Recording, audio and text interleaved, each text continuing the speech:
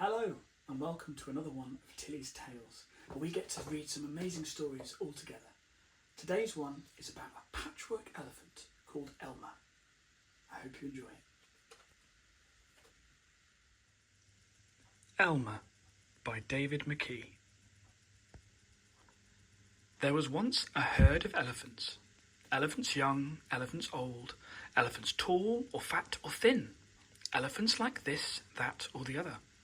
All different, but all happy, and all the same colour. All, that is, except Elmer. Elmer was different. Elmer was patchwork. Elmer was yellow, and orange, and red, and pink, and purple, and blue, and green, and black, and white.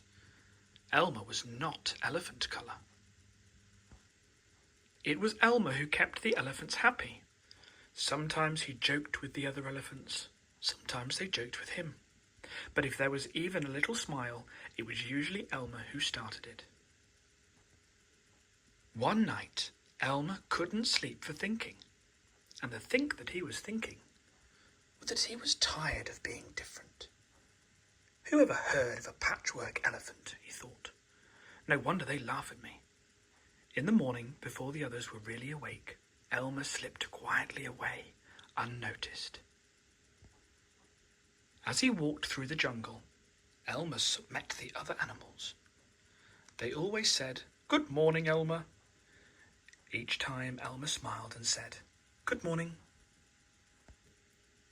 After a long walk, Elmer found what he was looking for, a large bush covered with berries, a large bush covered with elephant-coloured berries. Elmer caught hold of the bush and shook it so that the berries fell on the ground.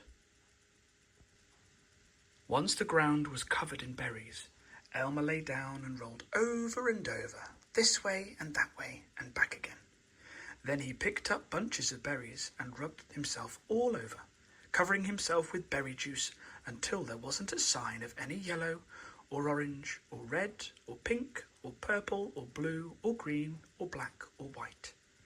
When he had finished, Elmer looked like any other elephant. After that, Elmer set off back to the herd. On the way, he passed the other animals again. This time, one said to him, "Good morning, elephant," and each time Elmer smiled and said, "Good morning," pleased that he wasn't recognised. When Elmer rejoined the other elephants, they were all standing quietly. None of them noticed Elmer as he worked his way to the middle of the herd. After a while, Elmer felt that something was wrong. But what? He looked around. Same old jungle, same old bright sky, same old rain cloud that came over from time to time. And lastly, same old elephants. Elmer looked at them. The elephants were standing absolutely still. Elmer had never seen them so serious before. The more he looked at the serious, silent, still-standing elephants, the more he wanted to laugh. Finally, he could bear it no longer. He lifted his trunk and at the top of his voice shouted, "Boo!" The elephants jumped and fell all ways in surprise. "Oh my gosh and golly," they said, and then saw Elmer, helpless with laughter. "Elmer," they said. "It must be Elmer." Then the other elephants laughed too, as they had never laughed before. As they laughed, the rain cloud burst, and when the rain fell on Elmer, his patchwork started to show again. The elephants still laughed as Elmer was washed back to normal. "Oh, Elmer," gasped an old elephant. "You've played some good jokes, but this has been the biggest laugh of all. It didn't take you long to show your true colours."